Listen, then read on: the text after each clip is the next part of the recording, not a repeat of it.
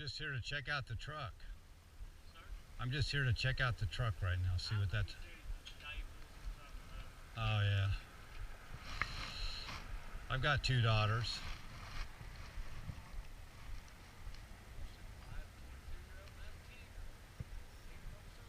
Yeah. I've got one 32 and one 26. And I got 4 boys. Oh, wow. You don't look that old. I'll be 43. Yeah, well, I'm 63. Oh, thank you. Well, I try to keep active. I'm a contractor, so I build houses and it keeps you very busy. Yeah. Where are you from? Yeah. Were you from around here? Yeah, I live in Asheville. Oh, did I? No, I grew up in Washington State. Yeah. But I went to college in Kentucky and met a girl there and married her. Well, good.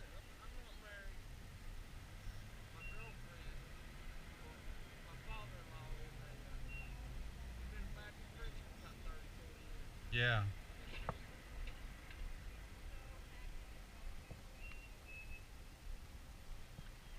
Well, I don't want to pressure you, but I'd be happy to talk about your situation if you want to. Oh, I understand, sir.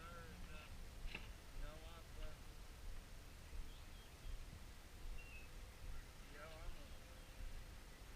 I read my Bible, I know how things are, and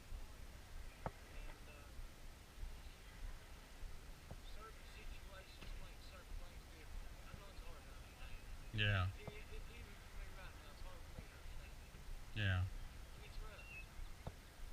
My daughter has a 3-year-old grandbaby. Y'all like the picture, that little 3-year-old grandbaby running around. Yeah. And that's what bothers me.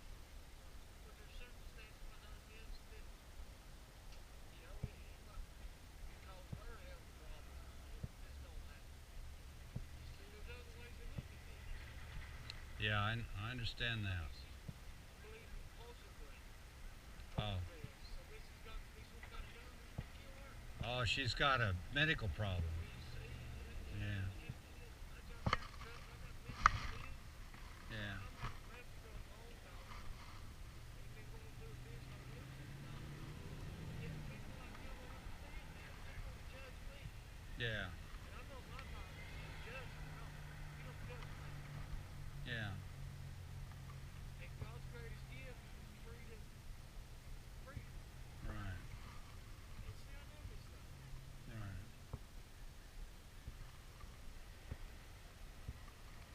Well, I know an OBGYN. He's a woman's doctor, Yes, sir. and he's not involved in abortion. He's delivered thousands of babies, Oh, wow.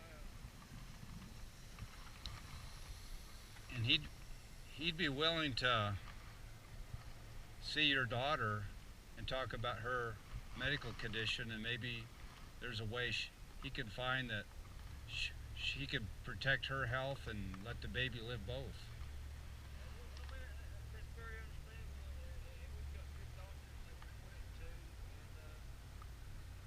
there's just certain things that happen to this point that it needs to happen before it goes much further. Yeah. Or it's literally going to be a real life. I mean, I know it's a lie, but Yeah. and then that's going to cause more damage in the future. Yeah.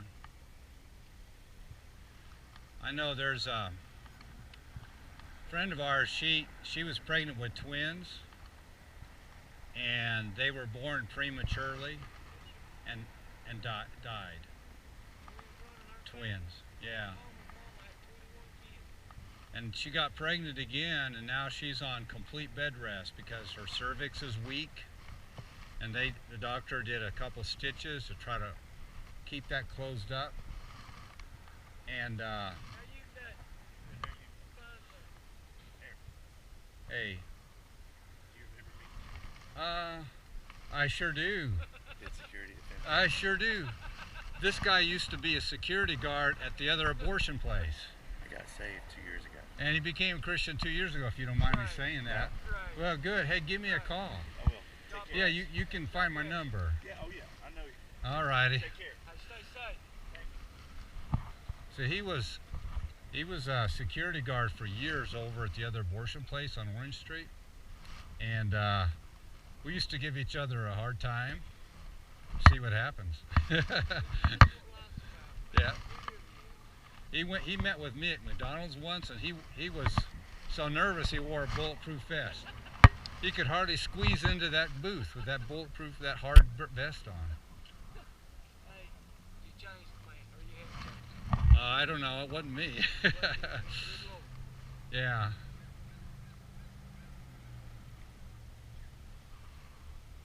So, I mean, she has a medical condition. It doesn't, this girl, but it doesn't like threaten her health. But she's got to be on complete bed rest to help let that baby survive. Well, I hate to hear that for her, for sure. But, yeah, we're the doctors are. Yeah. Help you, this ain't something for me. I was raised in church. Yeah. I know what this is about. I know this is wrong. I know Yeah. it ain't right. But there's also a scale here that you sort of kind of got to look at for different situations. Right. I understand that. Wait for them. Yeah. I mean, I understand it's life, but should that life be brought in the world like that? You know, I mean, it's hard to understand. Yeah. Well, I mean, that's kind of a philosophical discussion, Yes. which, That goes deep. you know, there's two sides to it, Yes, but they are.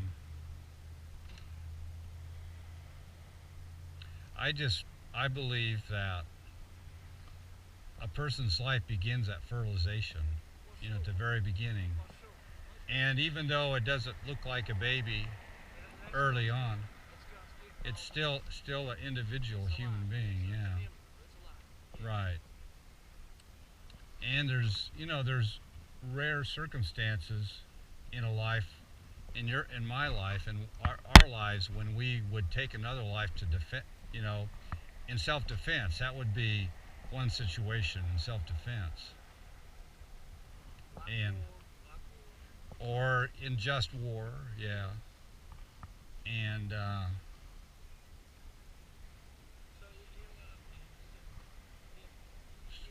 so the question is, how much of it?